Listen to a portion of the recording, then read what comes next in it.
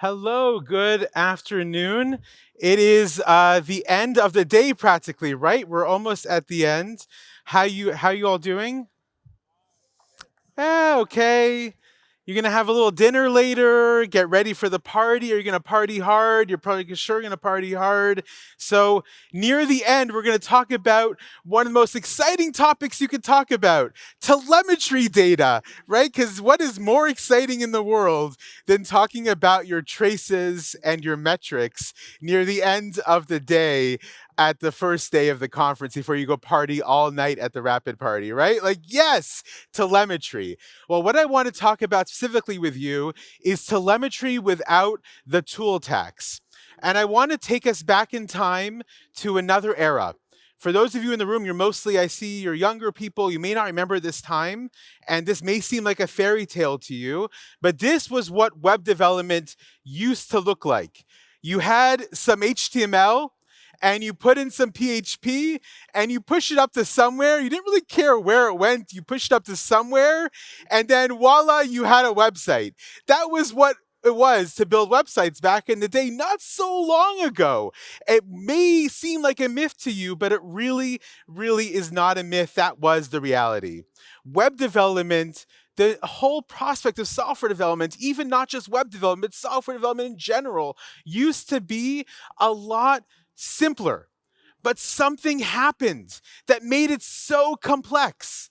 What happened? Well, a bunch of things happened. Things like distributed architecture was no longer good enough to have the majestic monolith. Now we must have things, and every aspect of our application needs to be its own little microservice spread across a huge surface layer of our application. Now, of course, once we start having all this massive surface layer of our app, we need to start putting things in reproducible environments that we can develop in. Well, thanks to things like containers, we could do that. So we took our distributed architecture and put it onto containers. Now, containers get really complex, and our websites, if they get tons of traffic, millions and millions of requests, we need to balance the load, make sure everything is working correctly. So we turn to the wonderful people of Greece, and we have Kubernetes, right, to help us manage all of the load of our application across all of its web traffic.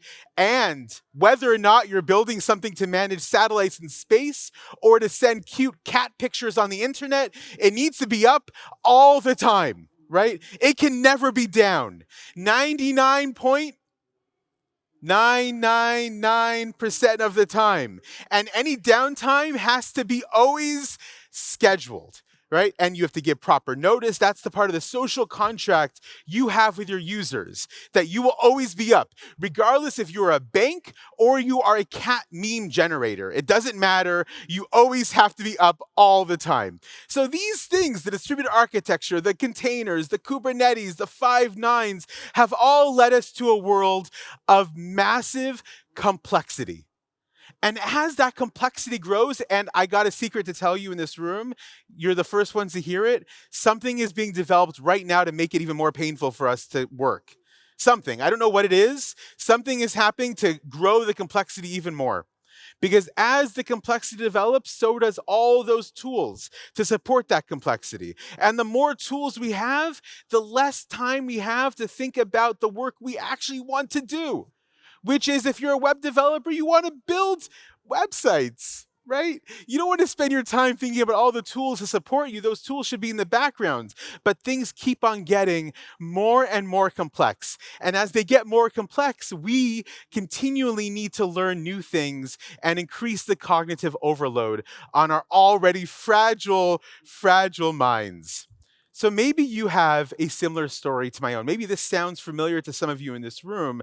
My name is Ben, and I'm a software developer. I also do other stuff. I'm a dad, but I write a lot of code a lot of times. And I write that code, and sometimes I even write tests for my code. Mostly I just write code. I put tests on it once in a while. Isn't that what typing is for, right? You don't need to write tests anymore. You just types, right? So I write code, I write some tests. Then one day, I don't remember the distinct day, but I do remember the moment as a concept. Something happened. I discovered that all that stuff that SREs talk about, all those words actually could be useful for me as an application developer. Things that would help me find out what was wrong faster and let me get on with my day quicker. So I discovered that things like observability and monitoring and traces and metrics actually could contribute to my work as a developer. Now, this is not DevOps. This is just me being a dev, looking at these things and thinking, okay, maybe I can incorporate some of this stuff. And then I realized that the landscape of monitoring tooling is ridiculous. It is so fragmented. There are so many tools, and each one of them seems to accomplish a very small thing.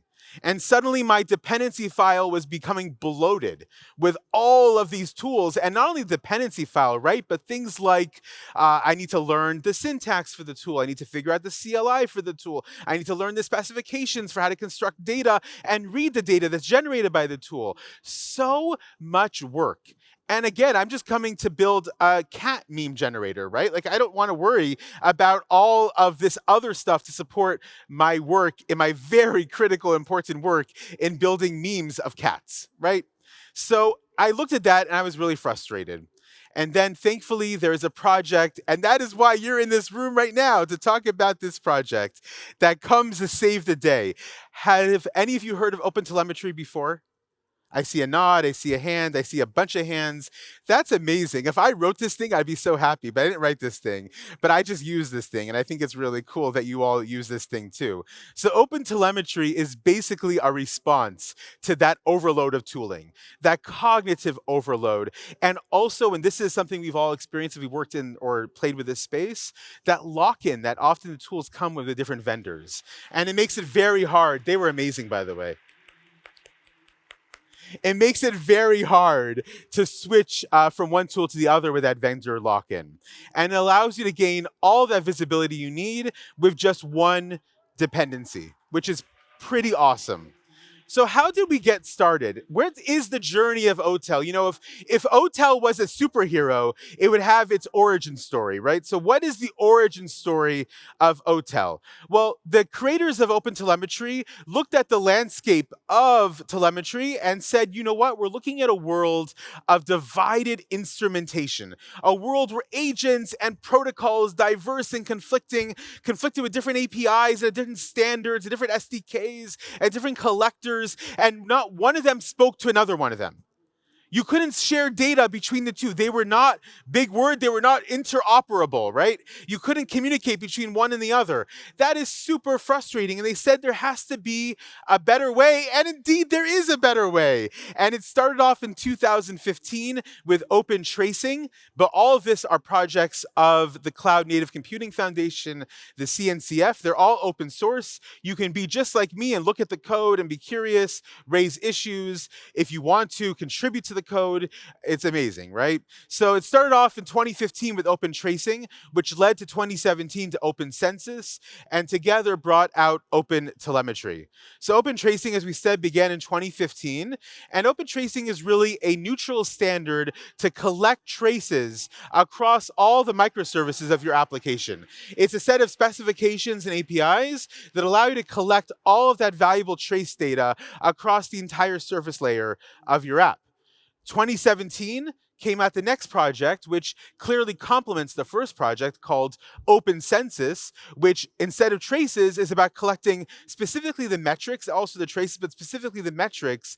And now you can also construct that data and send it to any backend, your own backend or a third-party backend of your choice to process and shape and play with that data and present valuable insights to you. Those two projects, which are very similar, they sound very similar because they are very similar, they both attempting to solve similar problems, were merged together in 2019 to form OpenTelemetry, which is a unified point to integrate metrics and traces across all the surfaces of your app. And in 2021, OpenTelemetry celebrated a milestone with a version 1 release of the spec. Now, that doesn't feel like so long ago, 2021. I think we're still in 2022, if I'm not mistaken. You know, time flies faster in Zadar. You don't know, we could be in 2024 by now. We go back to real world, but I think it's still 2022. But That 2021 milestone comes on the shoulders of years of work. Right? That's why I presented to you the history briefly of open tracing and open census leading to open telemetry. This is years and years of work. And indeed, most of the functionality of open telemetry is already generally available GA status. The vast majority of it is a GA status. And what is not GA is quickly becoming GA very quickly. So it's quite a mature set of toolkit, even if it only celebrated its version 1 release last year. And the OTel perspective, if you haven't guessed this already, instead of a world of divided instrumentation, we want to embrace a world of unified instrumentation, united instrumentation, where your metrics and your logs and your traces are all speaking together in beautiful harmony, creating an orchestra, a chorus of telemetry data to enhance your application and your ability to debug and figure out what went wrong, your mean time to debug, your mean time to fix, to make it just so much faster for you. That's the world that we all yearn for, and that's the world that OpenTelemetry is trying to get us to. And we do that because open standards, who's familiar with OpenAPI? Who is familiar with APIs before OpenAPI, before Swagger? Anyone? I see a hand. Wasn't it just a delight? It was just so much fun, right? Where every single API did its own thing, and every JSON file of specs were like, okay, I have to build against this API now, and I got to figure this whole thing out now, and this API is doing something totally different. I got to figure this out now. OpenAPI, Swagger OpenAPI, really brought about that universal open standards, which I personally don't work against an API that doesn't use that universal standards, because it's a pain in the you know what. It's just not a good experience. So it's a similar concept. Yeah, you can know what the pain is. I see your smiles. It's a similar experience when it comes to the world of open telemetry. Those open standards just reduce the cognitive overhead. Let us actually just do our work and stop worrying about your unique solution. You can be the most brilliant engineer in the world building some API or some telemetry of a platform, but all you brilliant engineers have produced 100 different implementations. I just want to build. Just work together, come together, build world peace of telemetry data. That's exactly what we're talking about here. So now that you have a bit of the history, a bit of the journey behind open telemetry, the question is, how does it actually work, right? That's all good and well, Ben. I appreciate the history, but what does it actually look like? That is a lot of stuff in that chart, right? That's, this is a technical talk, so here's some technical stuff for you. And we're going to talk about some technical things now. So at the very top of that chart is you. Not you specifically, but your code. It's your app. It's your cat meme generator. It's your satellite manager. It's your CRM. It's whatever. It's your e-commerce platform. It's whatever it is. It's your app. And your app, whether or not you're capturing it or not, is continuously generating telemetry data, right? Every API request, every database query, every user interaction, every bit of thing that's happening with your end application is producing some data about the speed of the interaction, about any errors or exceptions that came about the trace of that request. Everything is producing data. Now, if you don't capture it, what happens to that data? It's gone. It goes away very quickly. It's no longer there. But if you capture it, well, where do you capture it to? Well, that is the OTel API layer. So you send it to the API layer, and at that point, you have two branches of possibilities. You can choose door number 1 or door number 2. It's like the Price is Right, right? And behind door number 1 is a new car, and behind door number 2 is a broccoli, right? So these are both good choices depending on your use case. Broccoli is lovely, by the way, just as great as a new car. If you don't eat enough broccoli, you can't enjoy your new car. So you should have both. Okay, so behind door number 1 is what we call the minimal implementation layer, minimal instrumentation. And what does that mean? You just want the data. You want a way to capture that data, and then you're going to go off and do whatever you're going to do with it. You're leaving the OTel happy path, and you're going to take the data and do whatever you want. You can choose that door, or you can continue down to the SDK layer. And the SDK layer is where you actually start processing, shaping, and really like playing with that data and maybe adding metadata that might be important to you. Like if you're managing Kubernetes nodes and you want some of the metadata about the Kubernetes nodes attached to that, all kinds of, that's a common use case, by the way, all kinds of things like that. That happens at that layer. And then you export it out somewhere. Where you export it, it's up to you. So that's sort of the process, the map, the flow of the OTel data from your application, where it gets generated, down to its processing, and then eventually down to its exporter. And that collector, that final stage, is ultimately composed of 3 distinct but interconnected layers. The first layer is what's known as the receiver, which does as it sounds. It accepts and receives the telemetry data. Popular library for that is OTLP, the OTel protocol receiver, and that's where it takes the data. You now have the data. And at that point, you're now going to move into the processor. And the processor is where that's the pipeline to process the data. It's where you might enrich the data. You may filter the data on certain conditions. You may want to sample the data at that point. You can really do anything you want to shape the data at the processor stage. And when you're ready, and it's fully processed, you're ready to move on, it goes into the exporter. And the exporter is where you take the data and you, as it sounds, you export it. You export, I love things that do as they're called. It's brilliant. You export the data either to your own backend or to an observability backend of your choice. Now, at this point, I always find it helpful just to take a moment and very briefly and succinctly explain the difference, because I've used these terms quite a lot, between a trace and a metric. These terms oftentimes get conflated in our heads. We think, oh, traces, metrics and traces and metrics. And we don't really always know the difference. And when we're talking about OpenTelemetry, it is very important to be aware of the difference between a trace and the metric and understand what they each do and how they complement each other.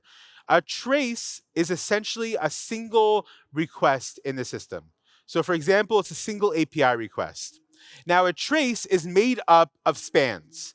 And a span is going to be your single component of, let's say, that API request, a single component of the API request, because you could break down any interaction into its multiple micro components, right? So from a data structure perspective, you can see traces as, if you picture from a data structure, remember your comp sci, if you did that or anything like that, as a tree. Right? It's a popular data structure format. A tree of spans. So traces are trees of spans. If this sounds to you like it's detailed, then you are on the right path, because traces are very detailed looks at the data being generated by your application. It's a deep dive, let's say, to that API request. Deep dive into all the aspects, all the nuances, all the behavior in that API request, as opposed to a metric. So traces are deep dives, metrics are aggregated measurements over time. And you can maybe start, as you're thinking about this, realize the distinction, why you need both. Why do you need at times a deep dive, and why do you need at times aggregated measurements? So a metric will capture that data over a moment in time, and they're going to be a lot less detailed than a trace. For example, this is an example code of implementing the trace the OTel trace API implementation with Node.js. And here you see a try catch block. First, we instantiate a tracer. We pass in some of our code of what we want to, the span. And then in the try block is what we actually want to do. Right? It's a thing we want to do, whatever it is, the function that is doing the cat meme generator, whatever it might be. And then in the catch is when we record any of the exceptions, and we pass those exceptions to the tracer, right, to the actual tracer implementation, capture that data, log that data so we can analyze it later. And of course, as a good practice, you should always end, you shouldn't leave, tailing things flying out in the universe, clogging up your memory, unless you're working with Rust, which does a great job of cleaning this up for you anyways, vis-a-vis the last talk that you just heard. So that's an example of a trace implementation. Deep dive into the code block, whatever that code block will be in the try area, and let's say it's a function that's doing X, Y, or Z, and then catching the exceptions. As opposed to a metrics API implementation, which, and this is a great example, by the way. I love this example. This example both those examples come from the OTel docs. And you can find those docs on either GitHub or on their website. And you can see all these examples. There's so many different iterations of these examples, which provide a lot of concrete use cases. So this one is you're building a metrics API implementation. And what do you want to do in this one? You want to measure over time the usage of your processor power when you're running something. The CPU usage when you're running a certain method. So you already see the difference between a trace and a metric, right? Because here you want to see over time, what's the load on my CPU when I run this method? In this moment, I don't really care about all the inner details of the request. I understand how it's impacting the system. As opposed to the other one, where I really, really want to get a deep dive into the code and the exceptions to be able to debug. You need both, sometimes, most of the time, to debug accurately, but they serve different functions. Now you're all experts on metrics and traces. You have graduated the course. You are DevOps engineers. Congratulations. You can find great jobs as SREs or DevOps engineers, or just really empowered app developers who understand the distinction between these two things, because a lot of people don't understand the distinction between these two things, and they often conflate them in the way they speak. So at this point, we have to ask the question, okay, great, Ben, I understand the history of OTel. I appreciate that. I have a little sense of like what you can do with it. I appreciate that too. But now I've collected the data. Ben, tell me, what do I do with the data at this point? Well, I will tell you. The golden rule of OTel is your data is yours. It doesn't belong to vendor X or vendor Y or vendor Z. You don't have to worry about what their export policy is if you want to leave them. Your data belongs to you. That's deeply, deeply important and empowering, and a critical core philosophy of the entire endeavor. So for example, you could build your own observability backend, right? And that's the benefit of a universal spec, a uniform specification. You can build against that uniform specification and build your own thing if you want to, because the uniform specs make that building feasible. But I would argue that unless you have a real use case for building an observability backend, you ought not to do that. One of my earlier jobs as a developer, I was working at a financial services company, and I was part of the team that worked on the CRM. Why did a financial services company have its own unique CRM? Because years ago, they thought, why should we hire and pay for a CRM? We'll build our own. But what did that mean? They had to hire a bunch of developers in New York City, which is not the cheapest place to hire developers, to be working on a CRM, which, the salary of all of us was half, 5 times just purchasing a CRM from one of the popular CRM platforms. But so focus on what you do best. So unless what you want to do is build an observability backend, maybe focus on your own work and not this thing. So if that's the case, you are in luck, because you can take your data, as we've said, to any vendor of your choice. Now, not every single monitoring company supports OTel at this point, although I recommend lobbying the ones that don't to increase the support for OTel in there.